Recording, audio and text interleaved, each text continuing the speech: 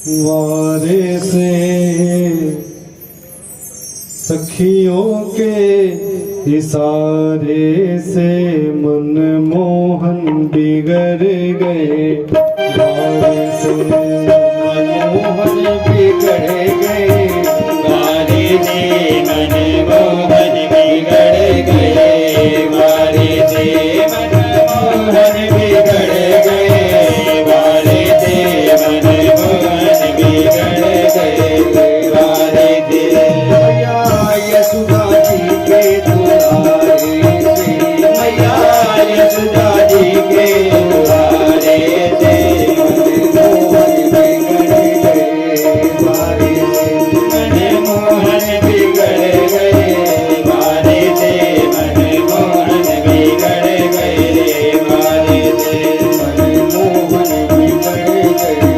वारे से मनमोहन बिगड़ गए।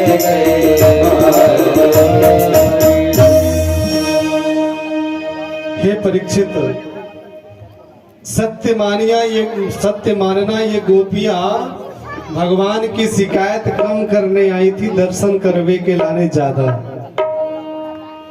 मैया ने कहा मैया ने कहा गोपियों मैं ऐसे नहीं मानती, तुम्हारे कहने से मैं कैसे मान जाऊं कि लाला चोरी करता है।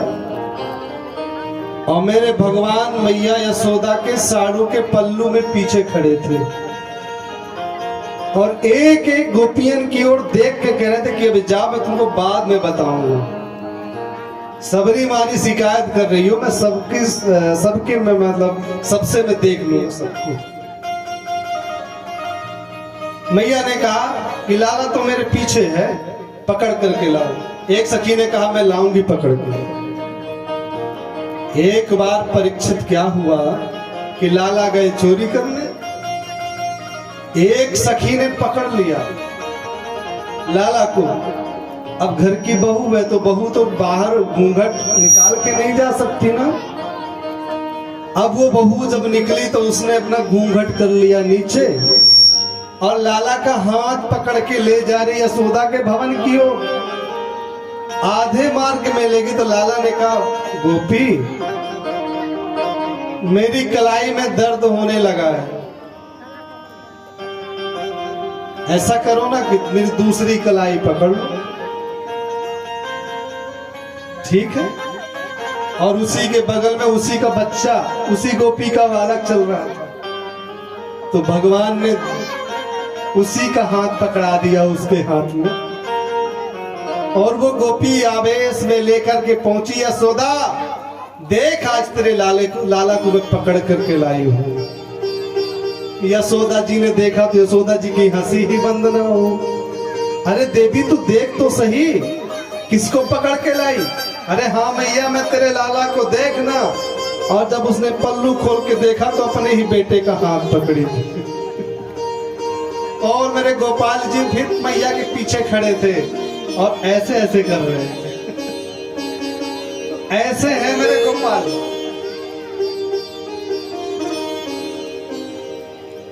देखे बिन कान्हा जब मन नहीं माना, इन आंखों से आज हमने ब्रह्म को पहचाना है। कृष्ण पद कमलों में मन को लगाना, गोपियों का ताना उलाहना तो बहाना। भगवान थोड़ा और बड़े हो गए, भगवान की लीला चलती रही।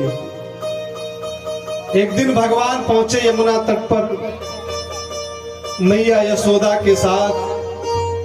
मैया यशोदा ने पहले लाला को स्नान करवाया, बलराम जी को स्नान करवाया और स्वयं स्नान करने चली गई। इसी बीच में लाला ने मिट्टी उठाई ब्रज रज और मुख में पान कर लिया। एक गोप ने बलराम जी से बता दिया, बलराम जी ने जाकर मैया से बता दिया। तो मैया ने कहा क्यों बंदरों के सरदार तुमने मिट्टी खाई है?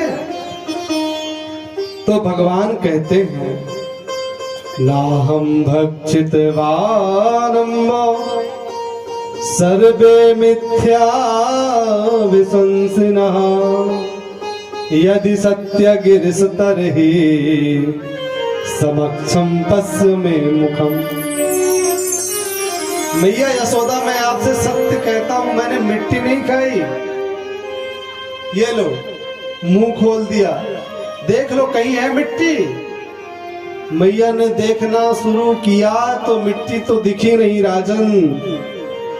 ज्योतिश्चक्रम जलम तेजो नभस्वान वियदेव च वैकारिणीयानि मनोमात्रा गुणास्त्रयः। छोटे से लाला के मुख में ब्रह्मांड दिख पड़ा।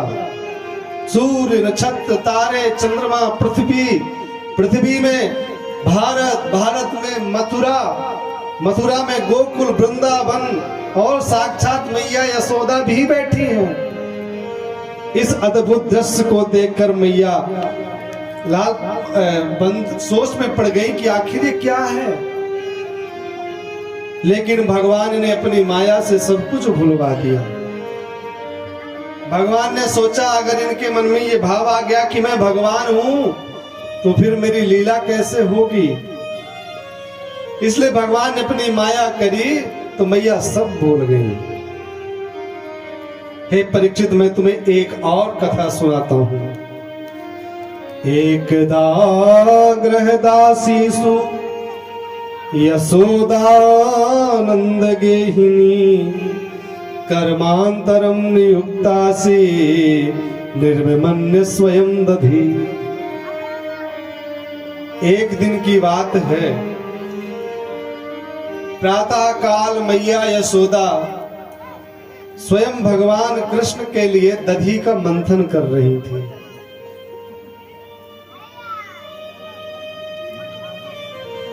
दधी जब मंथन करते हैं ना, शरीर भी चल रहा है, वाणी से लाला, मन से लाला का चिंतन कर रही हैं और अपने कन्हैया को याद कर रही हैं। 3 प्रकार से भजन, तन से, मन से, वचन से। गीता में भगवान कहते हैं यानी यानी है गीतानी तद्वाल चरितानि च दधि निर्बंधने काले स्मरन्ति तान्य गायता। एक बार मेरे छोटे से कृष्ण वही गए मैया यशोदा के पास और मैया की साड़ी पकड़ ली।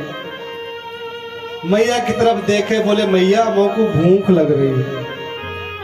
तो मैया ने दधी मथना बंद कर दिया, लाला को बैठाया और दधी पिला, दुग्ध पान कराने लगे। हे राजन, गोकुल में भगवान की सेवा में ऋषि संत महात्मा गाय बनकर के आए थे। तो एक गांगी नाम के ऋषि थे, वो गाय बने थे और उन्हीं गाय का दूध जो है भगवान को पिलाया जा रहा था। भगवान श्री कृष्ण माँ का दूध पी रहे थे तो दूध पक रहा था। उस दुग्ध ने विचार किया कि लगता है आज प्रभु अपने माँ के दुग्ध पान को पा करके ही संतुष्ट हो जाएंगे, तो फिर मुझे कहाँ भोग लगाएंगे। इसलिए मेरा जीवन जीवित रहना ठीक नहीं, मेरा नष्ट हो जाना ही श्रेष्ठ रहेगा। तो कहते हैं जो दूध पक रहा था वो उबलने लगा। एक गोपी दौड़ करके आई, अरे मैया आप लाला को दूध पिला रही हो और आपने चूल्हे में जो दूध पकाया वो उबलने वाला है। मैया ने तुरंत लाला को नीचे उतारा और मैया चली गई दूध उतारवे के टाइम। लाला ने कहा अच्छा मैया को दूध प्यारो लागे, पूत प्यारो नहीं। पूत को फेंक दिया नीचे, दूध को उतारवे के ताई चली गई। इधर लाला ने क्या किया, एक लीला करी, एक पत्थर उठाया छोटा सा, एक मटकी पटका तो फूट गई। और वो मटकी अभी की नहीं थी बल्कि उनके दादी और सासू और पुराने जमाने की मटकी।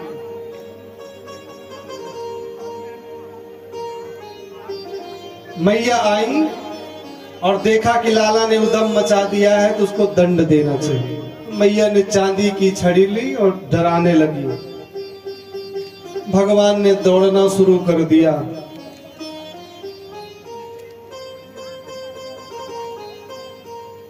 मैया पसीने पसीने हो गई पर लाला पकड़ में नहीं आए। अंत में मैया ने कहा, लाला मेरे हाथ पैरों में अब शक्ति ना आए, मैं थक गई, आ जा बेटा। तो भगवान ने कहा, मैया मुझको मारेगी तो नहीं? अगर तू मुझे मारे तो मैं ना आऊं। भगवान ने कहा, मैया ने कहा कि लाला तुझे मारूंगी नहीं, बस थोड़ा सेवा कर लूंगी, बस डराऊंगी, तू आ जा। और नन्हे से कृष्ण घुटमन चलते चलते आकर के मैया के गले में लग गए। मैया ने बड़े प्रेम से लाला को लिया, लेकिन सोचा कि गुस्सा तो दिखाना चाहिए। थोड़ा सा डांट फटकार लगाती हैं, फिर सोचती हैं कि अच्छा चल मैं तुझे बांध देती हूँ। और कई बार हमने ऐसा देखा है कई जगह कि जो बच्चे छोटे होते हैं, ज्यादा उद्यमी होते हैं, तो उनकी माताएं क्या करती हैं कि बच्चे का या तो हाथ या तो पैर या कमर बांध देती हैं, तो वो उतने सीमा तक घूमता रहता है, लौट के फिर वहीं पहुंच जाता है।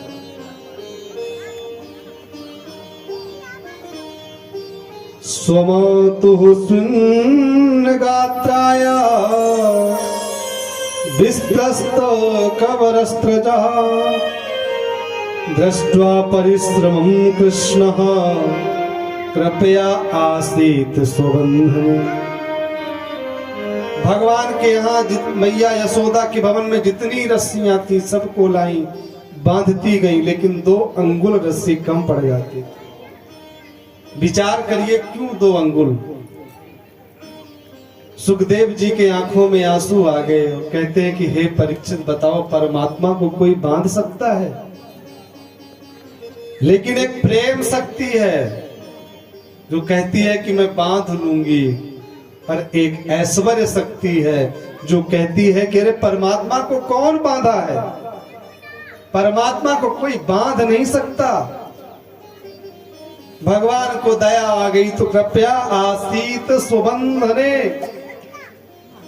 भगवान स्वतः ही बंध गए। आंगन में 2 अर्जुन के वृक्ष थे। ये नल कुबेर के पुत्र थे। महर्षि नारद के शाप से ये पेड़ हो गए। आज भगवान इन्हीं को मुक्त करने के लिए इन दोनों पेड़ों के बीच से निकलते।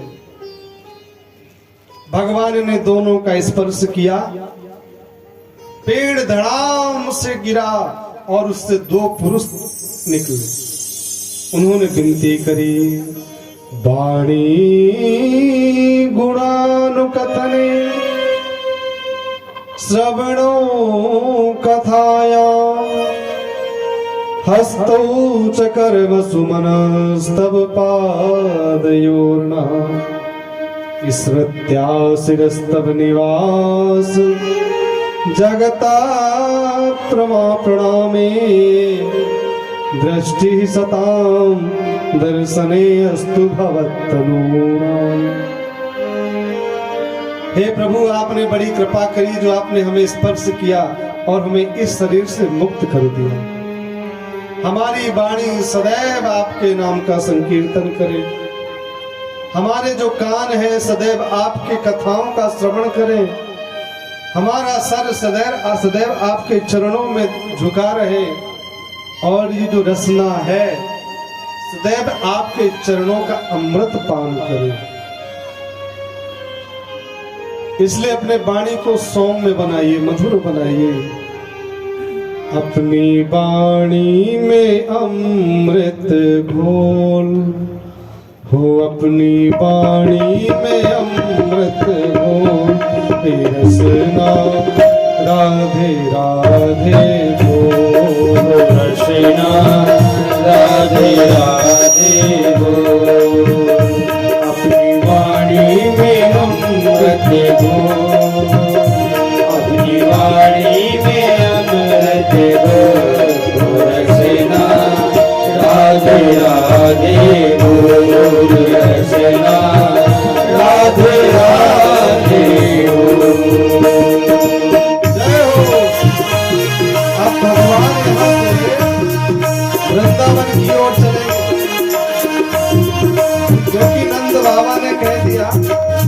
से लाला मेरा गोकुल में आया है ना, तब से बड़ा संकट आ रहा है। इसलिए अब हम सब चलेंगे वृंदावन।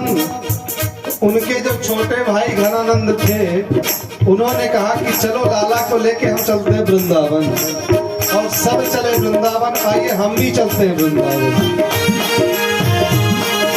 जय हो।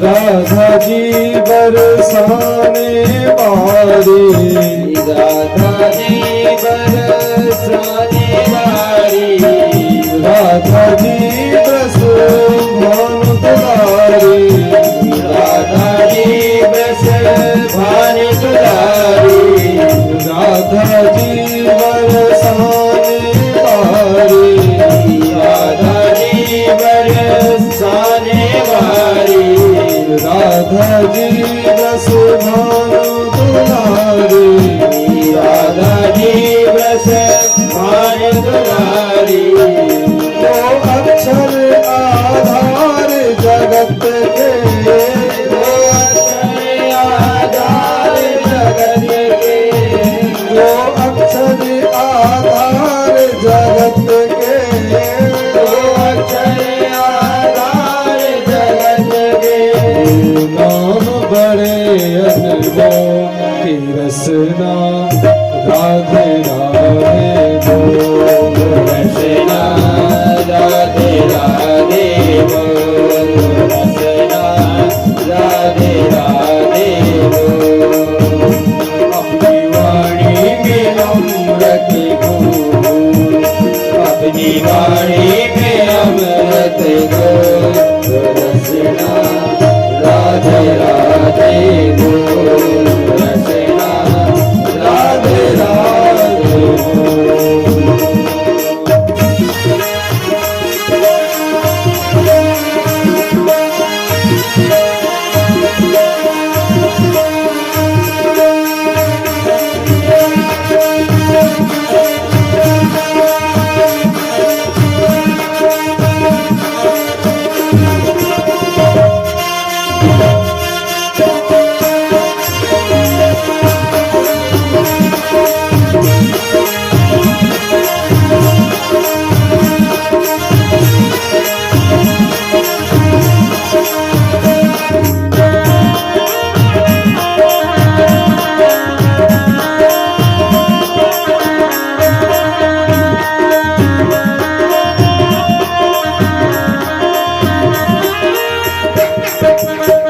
बिन राधा नहीं सजे बिहारी, बिन राधा नहीं सजे बिहारी, बिन राधा नहीं सजे बिहारी, बिन राधा नहीं सजे बिहारी, बिन राधा नहीं मिले बनवारी, बिन राधा नहीं मिले बनवारी, बिन राधा नहीं मिले बनवारी, बिन राधा नहीं मिले बनवारी। चरण बड़े अनमोल, इनके चरण चरण बड़े अनमोल, रस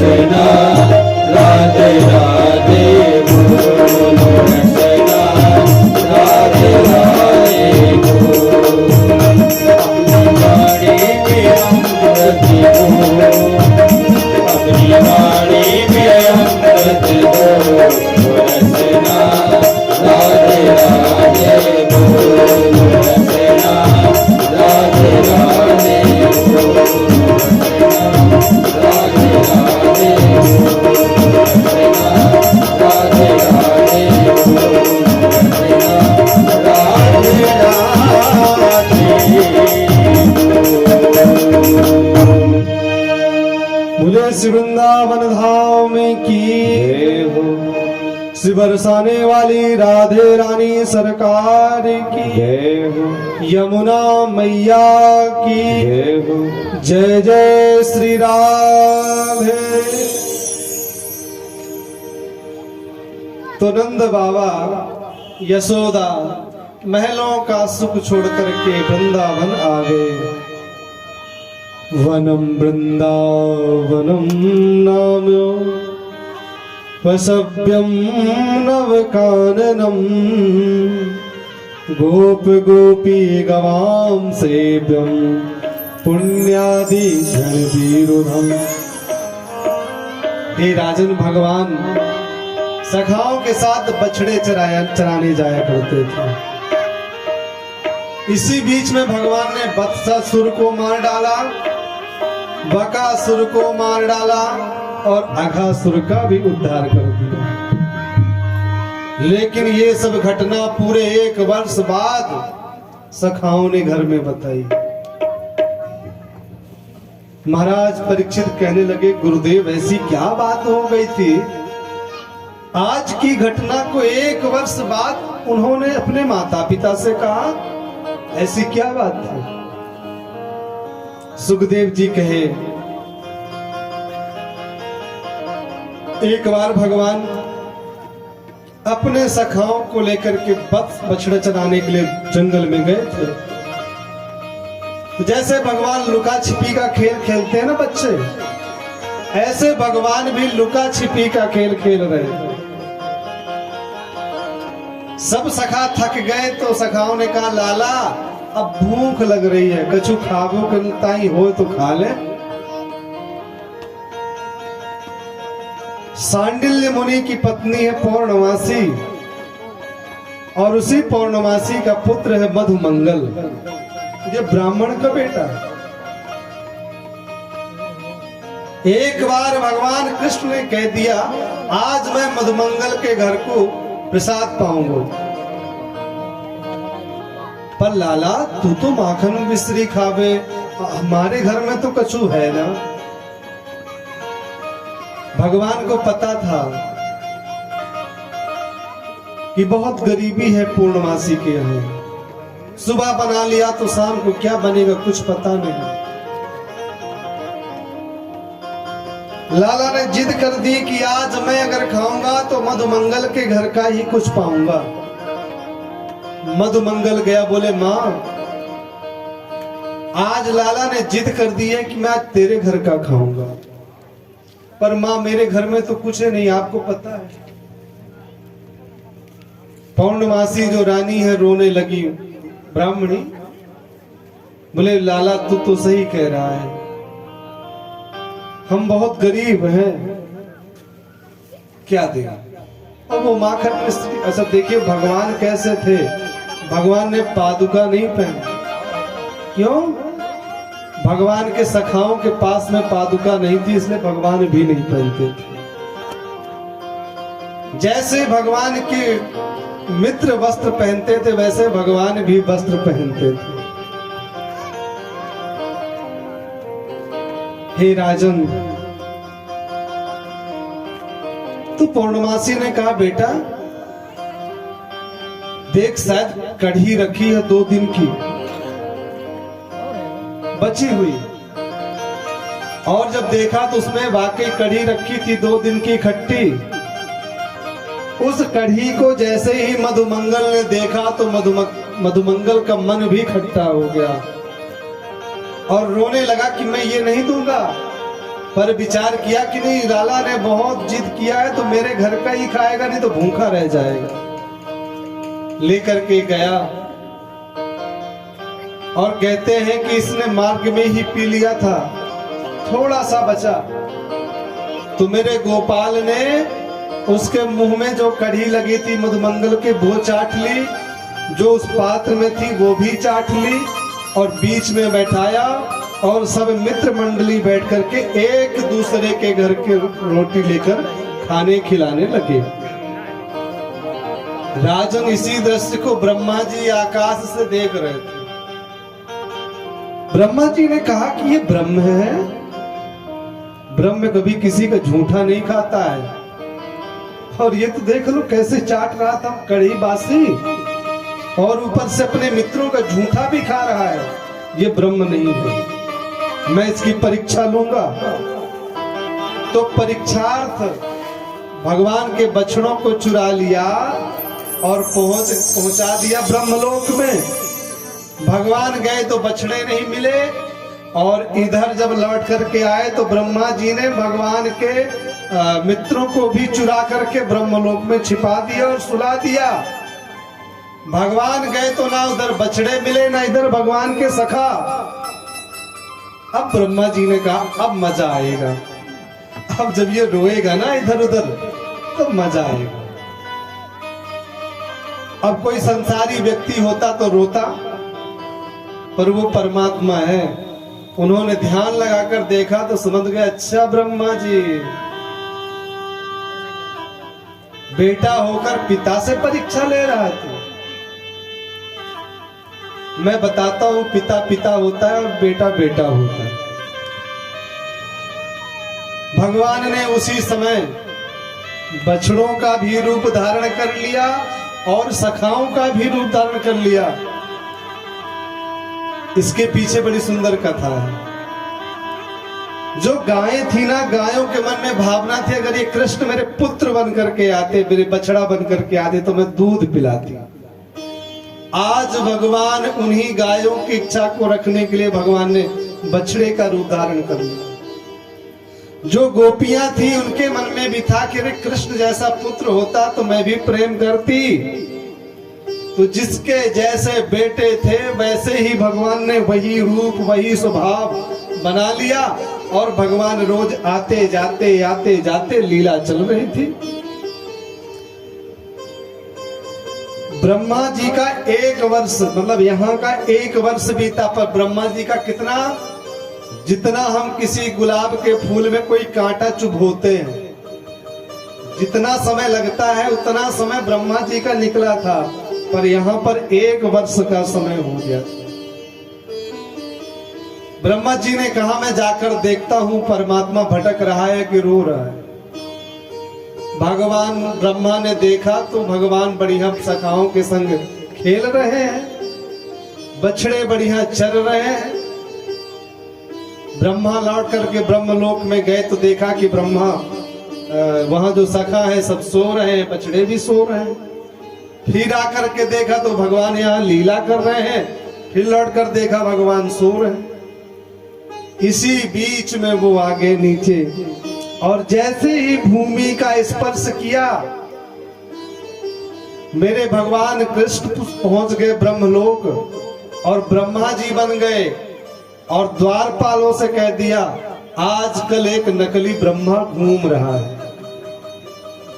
और अगर वो जब नकली ब्रह्मा ब्रह्मलोक में घुसने का प्रयास करे तो नो एंट्री, आने मत देना, और ज्यादा करे तो पकड़ के बैठा लेना किनारे। भगवान गए, बैठ गए। ब्रह्मा जी आए, और जैसे ही ब्रह्मलोक में प्रवेश करना चाहा, माफ करना ब्रह्मा जी आप नहीं जा सकते, अपना आइडेंटिटी कार्ड दिखाइए। दिखाया, बताया, बोले आजकल कलर मशीनों से सब ओरिजिनल जैसा बनवा लेते हैं, इसलिए प्रूफ नहीं है, आप रुकिए। ब्रह्मा जी हमारे अंदर बैठे हैं, उनको हम सूचना दे रहे हैं, जैसे उनकी आज्ञा होगी वैसा करेंगे। ब्रह्मा जी सोचने लगे ये कौन ब्रह्मा आ गया भाई, मैं तो इधर भटक रहा था, और ये कौन सा ब्रह्मा। लेकिन मन में विचार किया ये ब्रह्मा नहीं, ये ब्रह्म है। आज मुझे परमात्मा के दर्शन होंगे, ऐसा भाव रख करके ब्रह्मा जी खड़े थे, हाथ जोड़े, डर रहे थे।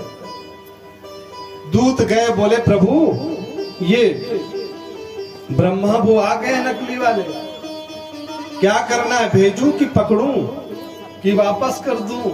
भगवान ने कहा कोई बात नहीं, बोल दो कि आए अंदर, मैं मिल लूंगा।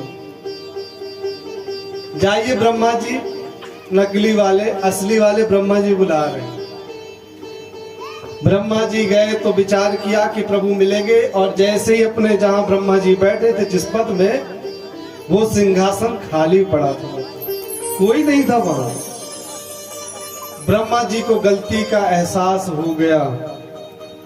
हे परीक्षित,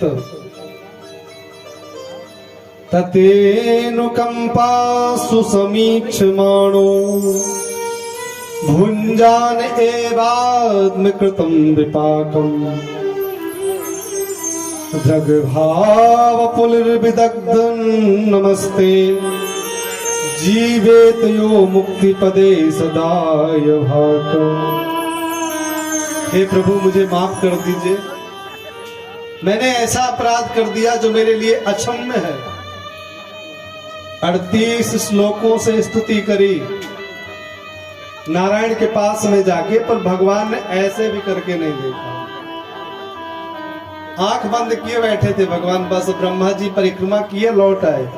क्यों? डर था, अगर कुछ पूछेंगे जवाब नहीं दे पाए तो मेरा पद भी चला जाए। ब्रह्मा जी चले गए। इस प्रकार से ब्रह्मा जी का जो अभिमान था ना, वो अभिमान भगवान ने नष्ट कर दिया।